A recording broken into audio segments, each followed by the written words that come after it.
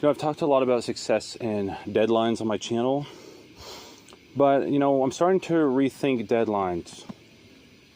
Maybe deadlines really are not a great thing for everything. And if it's not a great idea for everything, then maybe it's not a great idea at all when it comes to success. So I would set things like make $100,000 in 2 months. Now, in my position, that is doable, but it would be a lot of stress. And, I set that, and I ended up gambling my money like 3 times maybe because of that, and losing it all. So, yeah, maybe deadlines aren't that great, but then you could say like, oh, we'll set a deadline a year from now. But it's like, what if I don't want it a year from now? What if I want it now? What determines when is a good deadline and when is not a good deadline?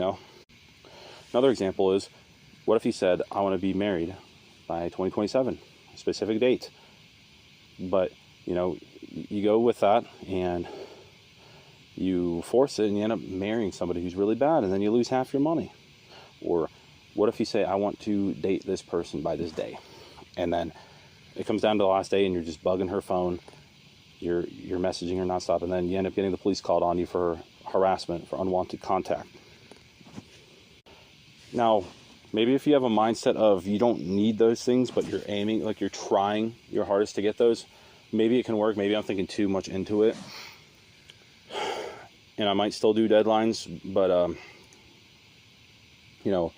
those examples right there, if you really force yourself to get there by that time, then you'd get into some trouble.